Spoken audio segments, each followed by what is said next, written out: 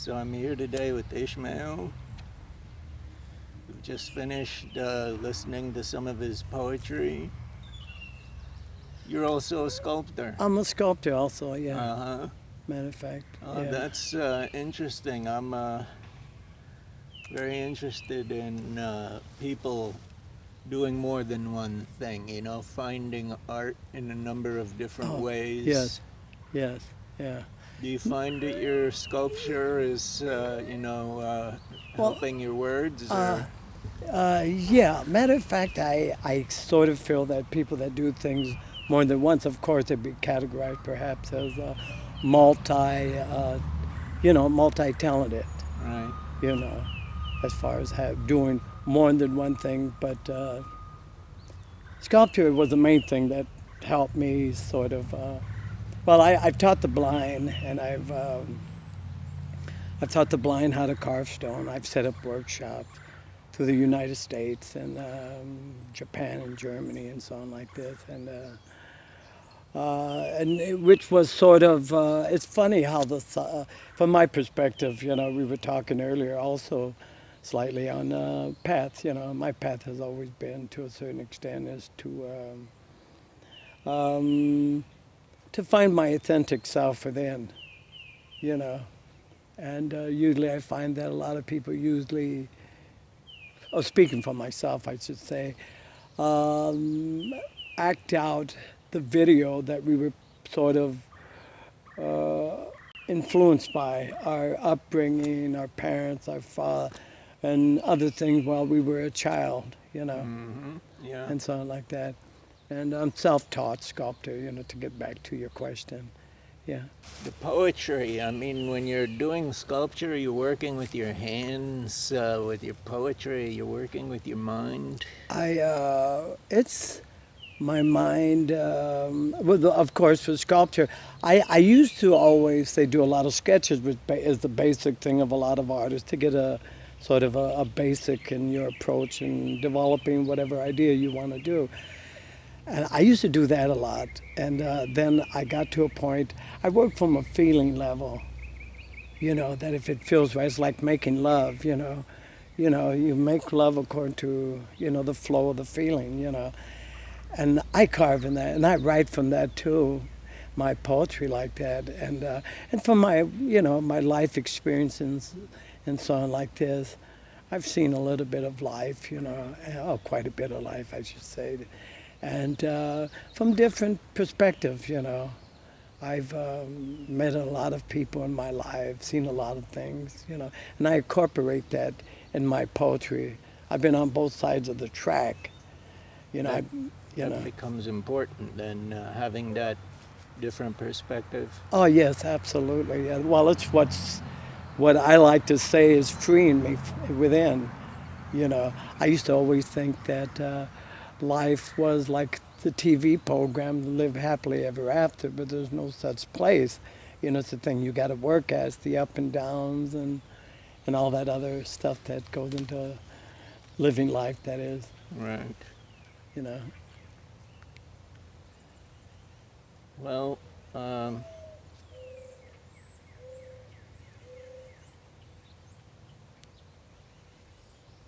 does your poetry come directly from experience? Yeah, yeah, a lot of it does. And a lot of it comes from observation. I'm a people watcher, like most people are very visual, and they like to. We look, we have eyes, we look, you know, but also looking how the mechanics of what I look at work. I'm really into the psychology of people. I used to be I've done so many things. I've been a guidance counselor. I've been not a professional therapist. This is my own. I'm self-taught person. I've taught myself, and I've been in a lot of situations where I've worked with the blind and so on, like this, teaching the blind, like I mentioned. Were you influenced by a particular place? In regards to what? Well, in regards to either your childhood or a special place where you felt that there was a particular awakening. Yeah. Well, I'm sort of a late bloomer. I'm glad you asked that. I didn't really sort of wake up or turn the light on inside. I was like running a remote control. I didn't wake up till in my 30s. And about in my 30s, yeah, I've had been through so much. In my life, my own personal life, and in my 30s, I was able to, how would I say, get a lot of things together, find out what my direction was, because I believe we're all, on a mission of one sort or the other, and it's a matter of finding out what that direction is, you know, and uh, because I think that I think our society is designed to keep most people at the lowest psychological level, and that means sleepwalking, like, even though, we go to work, do this, do that, and aren't not aware they're aware or become conscious, you know. And I think that's very important. I don't think that because I was going in every direction. I was a dishwasher. I was a flyweight boxer and smoky gyms and all this stuff. For my money. I was I've done a slew of things. But I think when it started coming together, I think it was in my 30s. Yeah, I just. So, do you think that poetry is a process of waking up? Oh yeah. Oh, definitely. Oh, of course. Yeah. It definitely is a part because what you're doing, you're kind of like, yeah, you notice what you have observed and you try to make some sense of it and make a picture out of it. You're almost like a painter, a verbal painter, you know. And poetry has been sort of my diary, you know, diary of my life, diary of a lot of people's lives. And if you're a human being, you could relate to it from one perspective or the other. Oh yeah, yeah, definitely.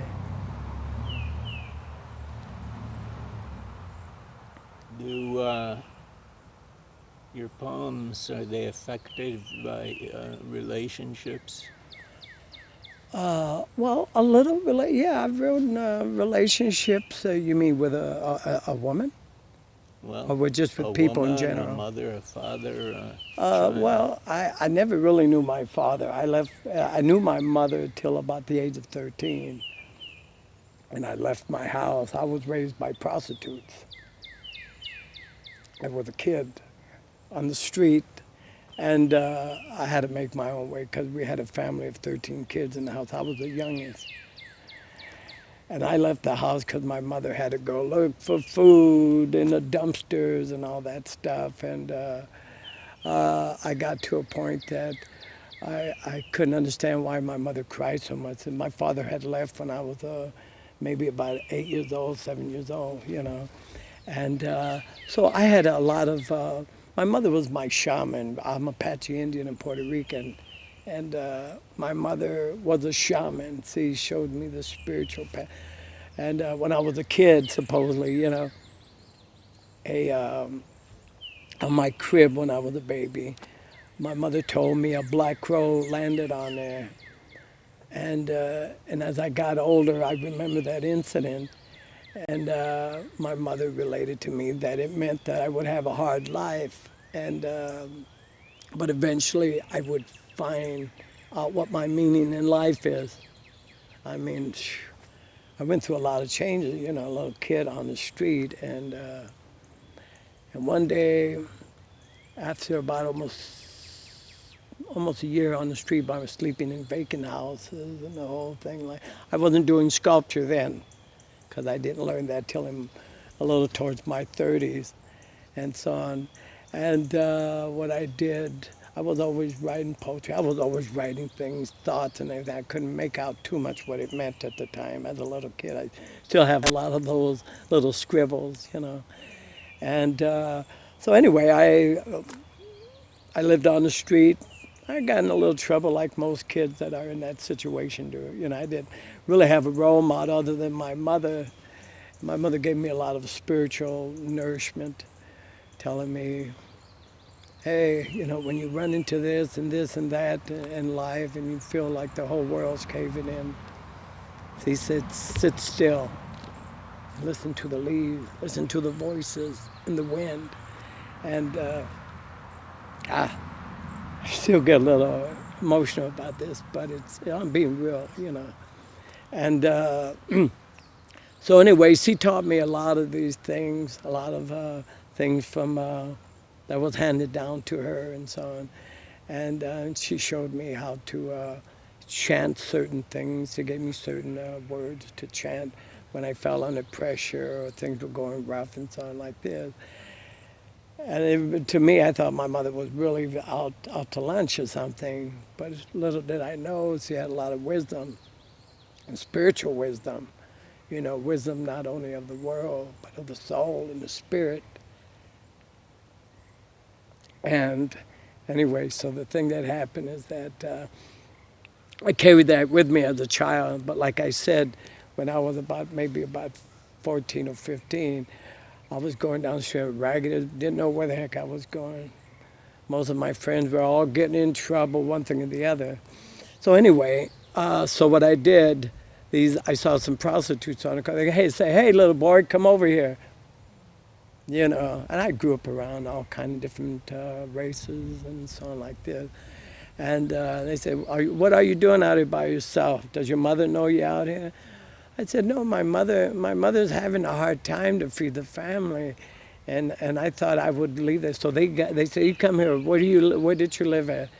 And they went down and visit my mother. And my mother told me, said, he's a little big man. He made a decision, and that's his decision to make. She was having a terrible time. It wasn't where they had all these other money you could get, resources and stuff like that. And so my mother used to go upstairs, and I used to be holding her hand, cutting the fruit, what was right. And we had our Christmases, we're painting on a piece of paper. My sister used to do that. And that was our Christmas tree. And the clothes was handed down, from my brothers, the shoes and all that stuff. And yeah, so we went through that one, we were poorer than dirt, and then eventually they took care of me. They didn't, like a lot of people thought, oh, you must have sex orgies and all that stuff, and and I said no, they were totally the opposite. They taught me how to read and how to do arithmetic, how to carry myself as a young man, and also taught me how to be aware of things. And they gave me a little street smarts, as they call it these days. And then years rolled by. I went through all my trials and tribulation, trouble, and so on and so forth. And then I met a gentleman one day in Sacramento, California. He was a Native American Indian. And like I said, I was still writing little things. I didn't make too much sense in them, which was to be the blooming of my poetry as I was able to put things together and with a little history from wisdom and exposure to life. And so he took me under his wing, and he had been in a prison, he said, for about 20 years. He killed a police officer, unfortunately. And but he didn't seem like any bad guy. He had a heart of gold. He was very enlightened. He took me to his house. I saw all these sculptures. I didn't know nothing about sculptures. But I stood over it. I didn't know nothing other than getting in trouble. I was a little kid.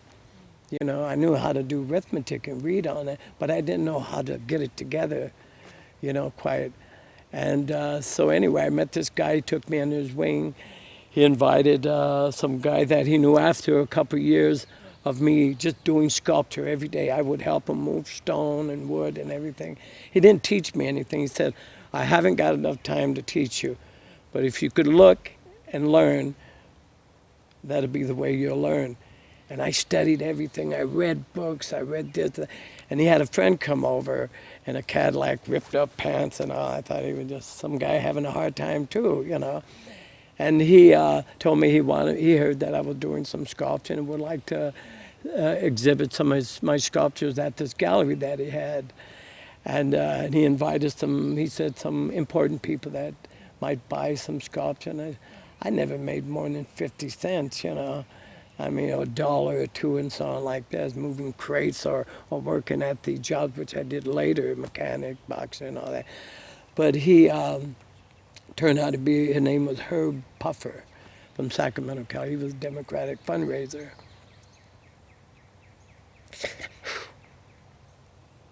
So anyway, that was the beginning of that seed. And I get emotional, I don't mean it, but so the thing that happened is that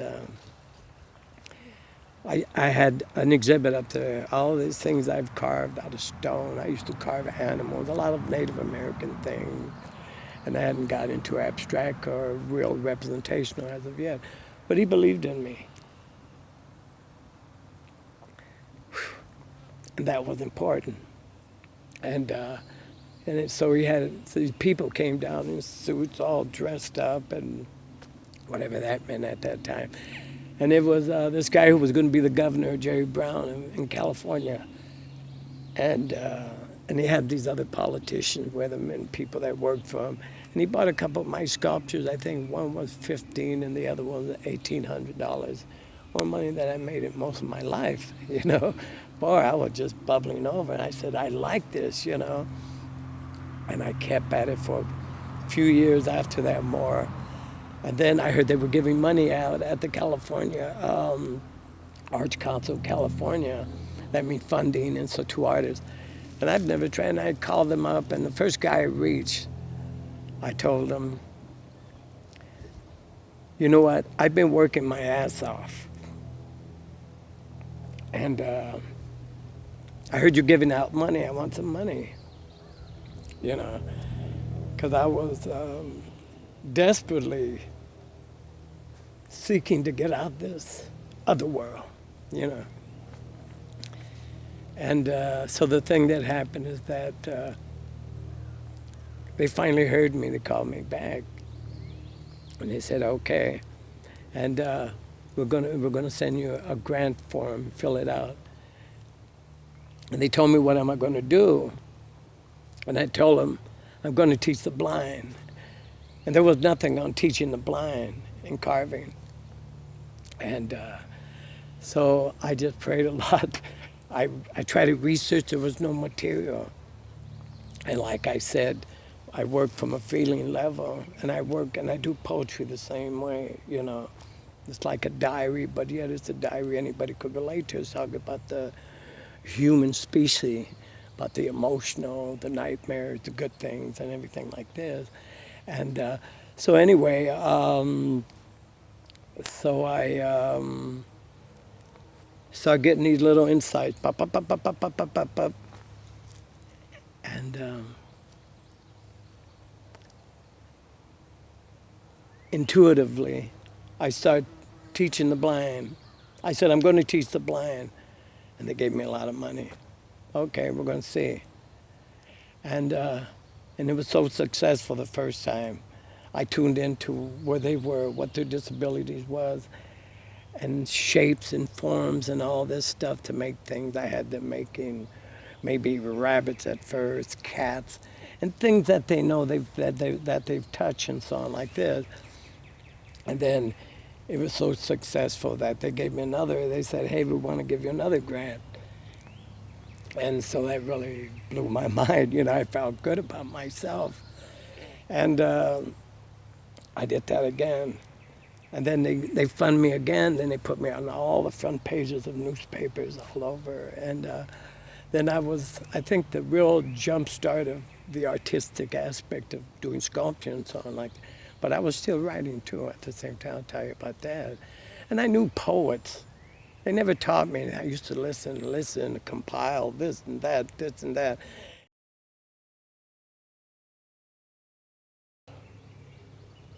Yes, I want my poems to save the world, but I like to serve notice I don't want my poems only to save the world when all the wars are over and everyone has enough to eat and a place to stay. My poems will rage in the night. I will still rage in the night. Poems of war against the silence before creation and the silence after death. And that war is always lost and never over.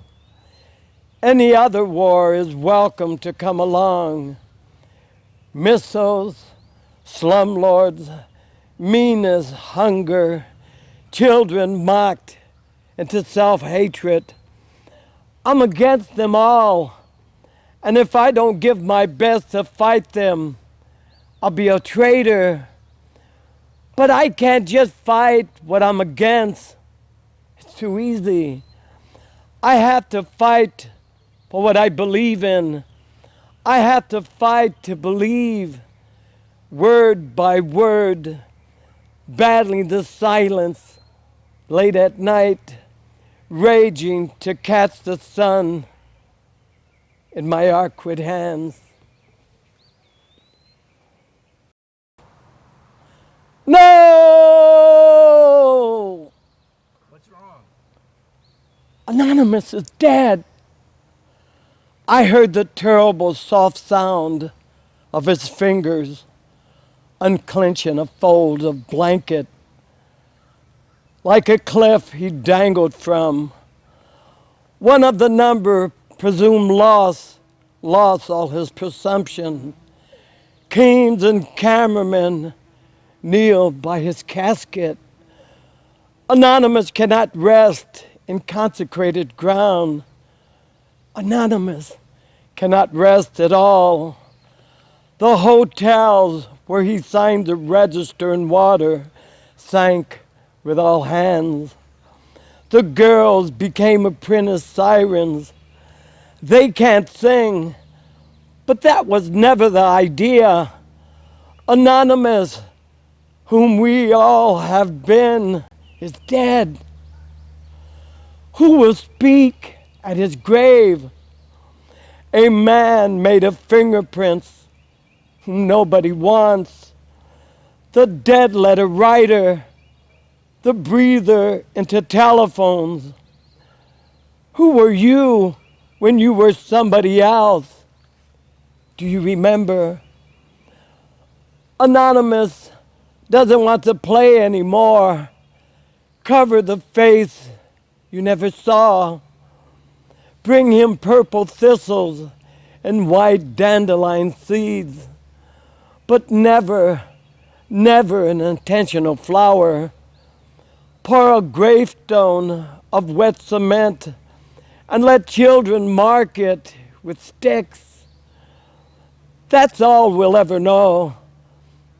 Anonymous is dead, and we are less ourselves. Anonymous, whom we have been and may be again. Sing his song.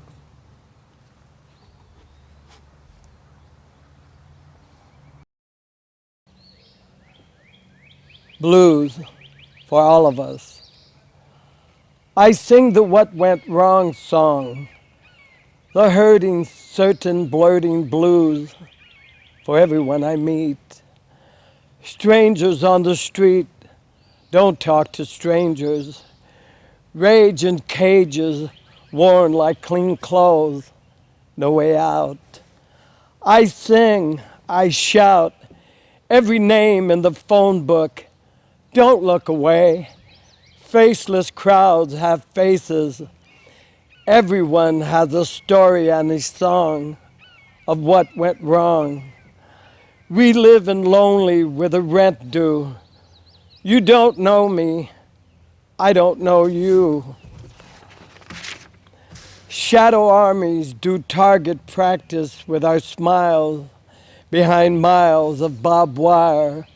The moon's a flat tire, can't drive till safe and warm.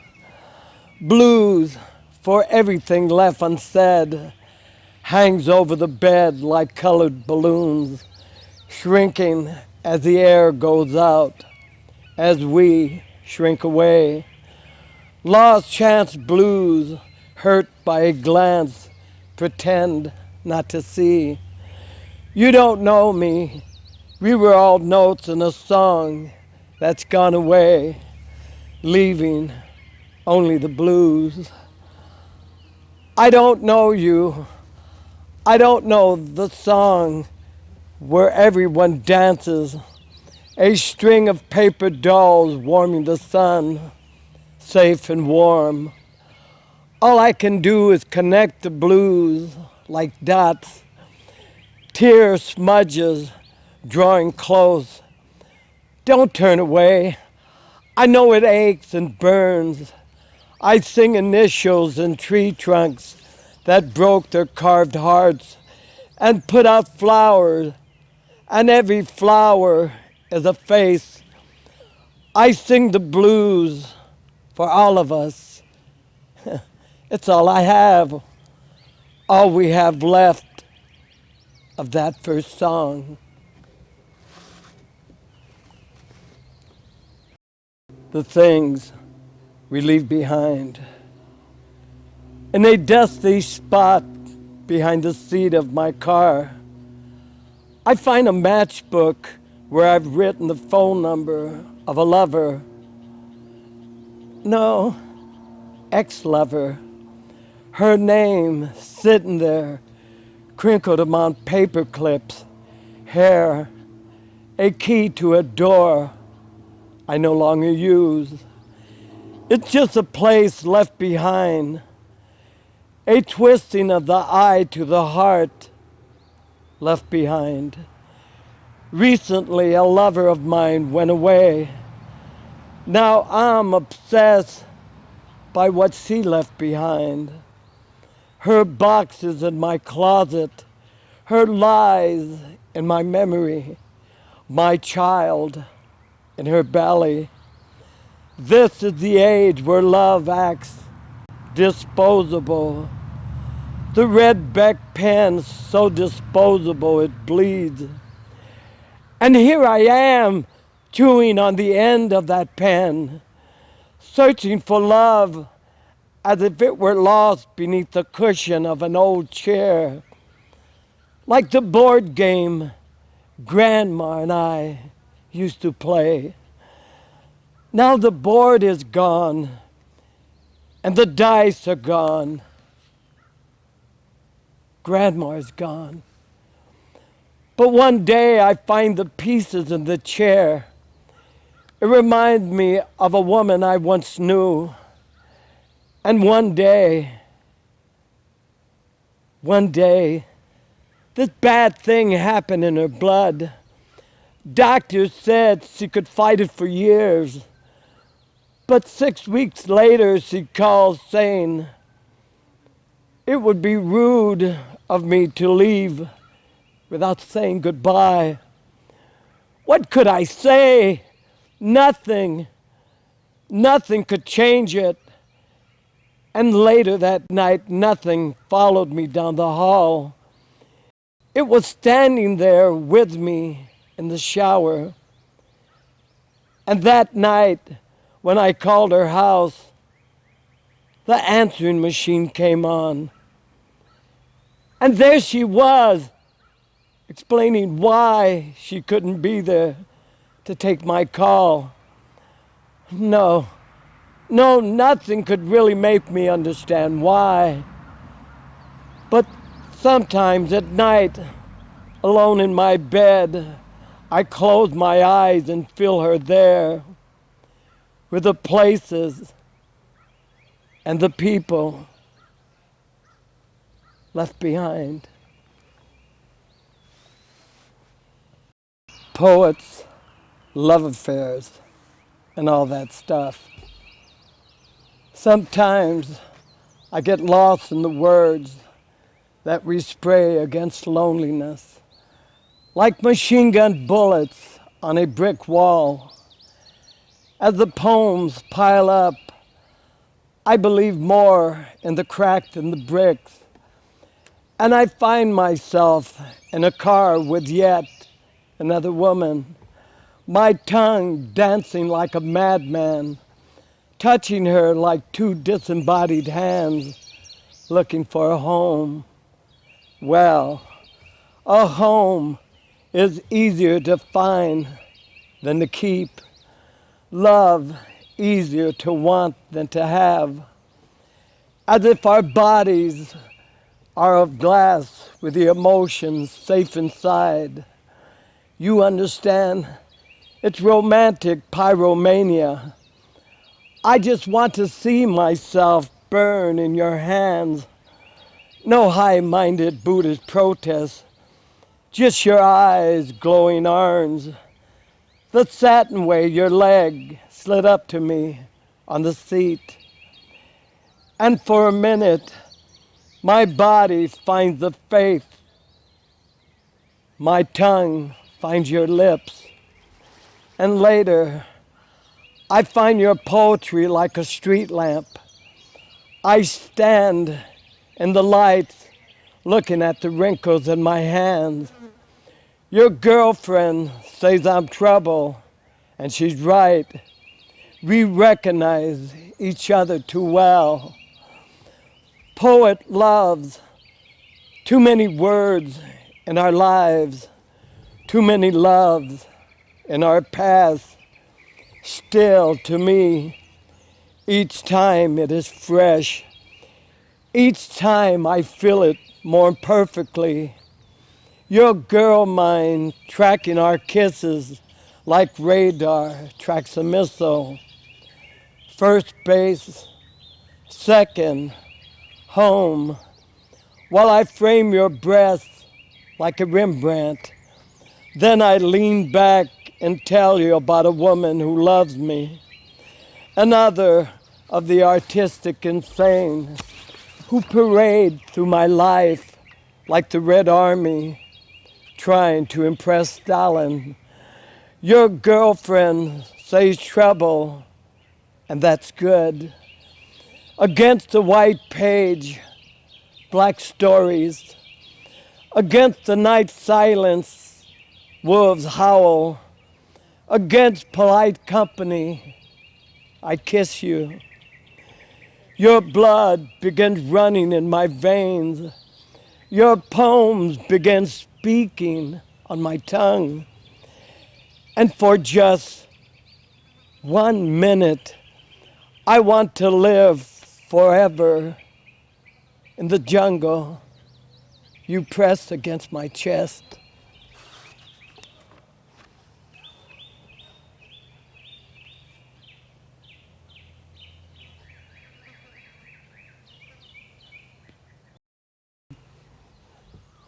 Why people believe the Holocaust never happened.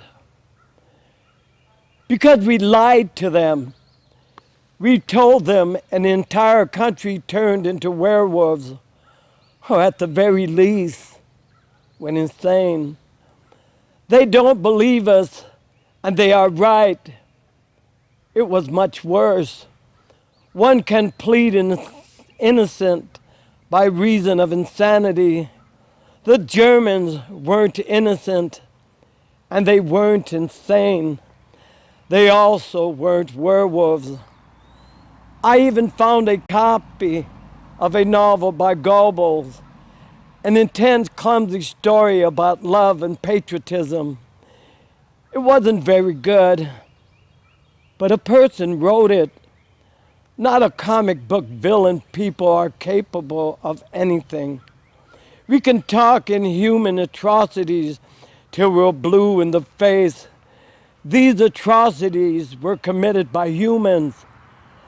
Anything else is not just a lie, it's a Nazi lie. The Nazis claimed the Jews weren't human, so we claimed the Nazis weren't human. Enough. Everyone was human. We should stop writing fairy tales in history books. The truth is much more dangerous. What comic book villains do end when Spider-Man kills them.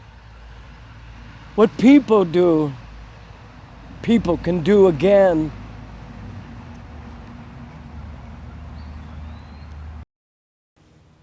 I am talking to you through this paper. Two children with a wire and tin can playing in the vacant lot, sending signals in code. The children and the Indians mustn't know, or the monsters, or the grown-ups. Do you remember? And do you remember? At the same time, like a current through the same wire, feeling that everything else was in code, but not this. I am looking at you through this paper after a long time. There are two fuzzy holes. I thought eyes, but eyes are further back. Nostrils tunneling to the brain. The poem looking up like a familiar doctor. There is no cure for either of us. Do you suck the music from each phrase separately and chew them slowly for meaning? Or do you gulp down whole sentences, mashing the flavors together and cramming them all at once like they told me not to do with my food, like I still do? I may be making it impossible to read, like the centipede trying to decide which foot sets out, which word is true. Who are you on the other side of the paper? You know me. I am the one talking. Why are you silent? Two children with a wire and tin cans. It's dangerous. The dark is closer. We can't run as fast. This isn't play. Hold on to the wire. Pull yourself along it, hand over hand. I will pull myself from my side. We are lost if we let go. The wind blows against both of us. Meet at the center. Look up. Yes. Yes.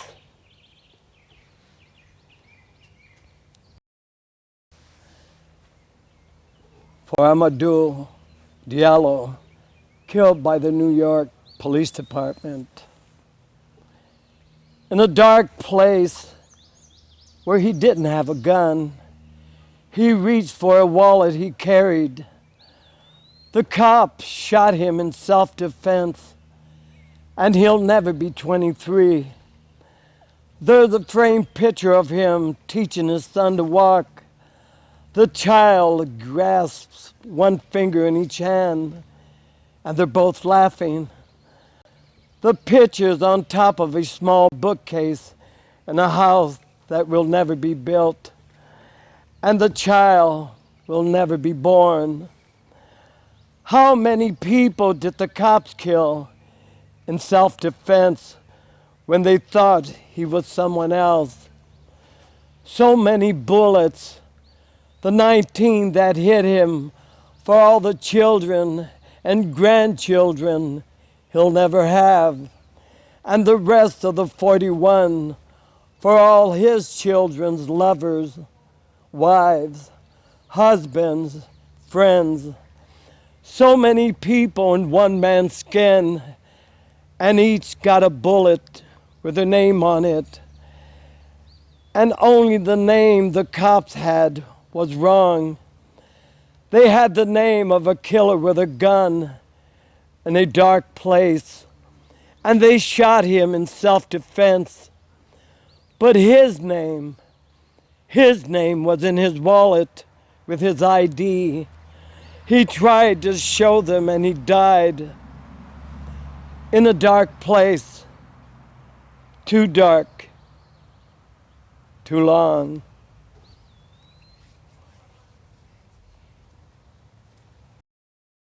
Boy on a skateboard. Wind blows his ribs like ripples as he stretches around cars. Rubber band boy on a skateboard, tall as a wheel on a big truck that's much too close to his left elbow. His speed isn't miles per hour. It's what he's getting away with, what he's leaving behind. His old tennis shoes shake off, a yellow school bus and the arm-held name stamp books. The skateboard runs over years of homework. The late nights jump like curbs. He leaves behind nations stretching dying hands after him out of a blown newspaper 2 days out of date, unrolling down the sidewalk like urban tumbleweed, and he's riding into the future. The jobs he'll hold, wife, family, station wagons, a divorce, a bar, some shadow friends a little too good at pool. All these belong to a boy who never rode a skateboard. He has no name now. Faded shorts, holding a smile between his teeth, the way an otter holds a fish that still might get away. He leaves himself behind and doesn't notice.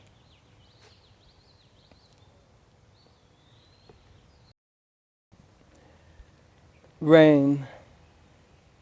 Batman has a runny nose. All the children pretending to be Batman have a runny nose. Newsprint melts. The latest war reports dissolve like running mascara, like blood spilling onto an overflowing gutter. Rain, according to the TV, we are having floods and drought at the same time. War and peace at the same time. All the weather reports I've seen show men in dry business suits pointing at maps and numbers and talking about precipitation. They don't know anything about rain. In rain, you get wet. In war, you get hurt. Dead of the cold in a dead-end alley, choking on phlegm. Dead of a bullet in the desert, choking on blood. I don't know which is worse, that there are so many people on the street, winter can kill like war, or that we're getting so used to wars, we treat them like a minor nuisance, like the rain.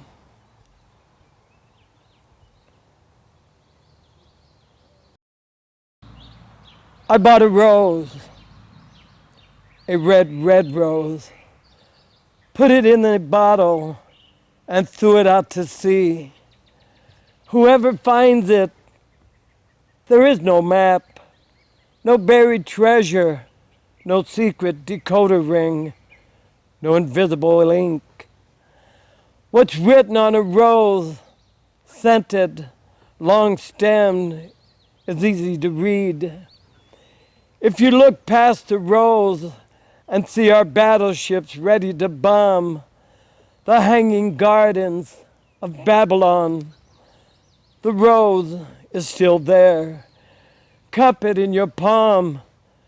If the bottle breaks on the craggy rocks of Puerto Rico, where the singing dead have no mercy, the rose has no mercy.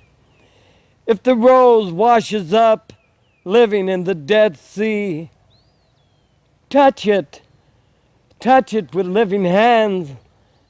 Never take it to a grave. Follow the curl of the partly open petals with one finger, gently. The rose changes nothing.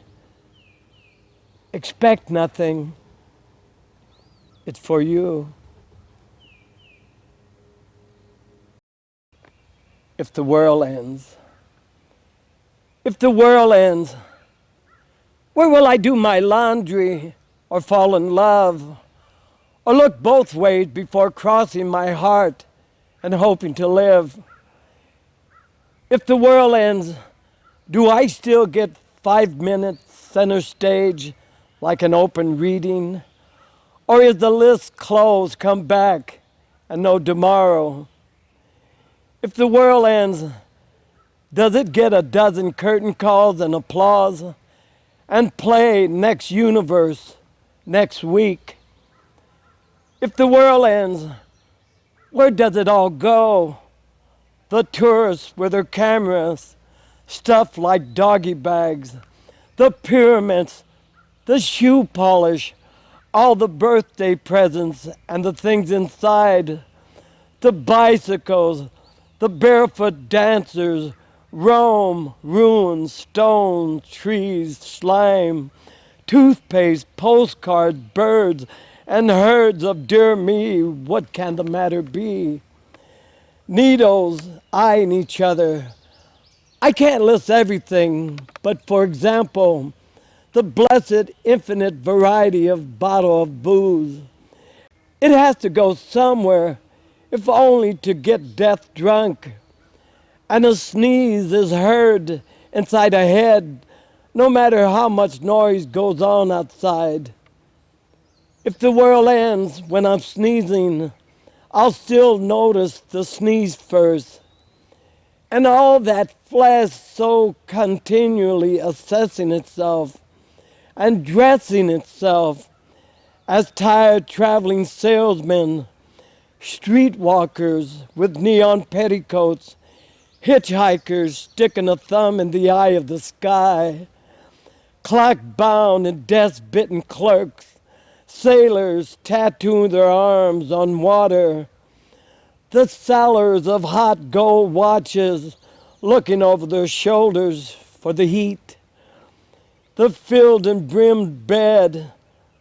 If the world ends, will they have a going out of business sale first and a fire sale afterwards? And who gets the flesh? Who gets anything? Will the coffee cups vaporize? I've seen it in the movies. Or just break and spill?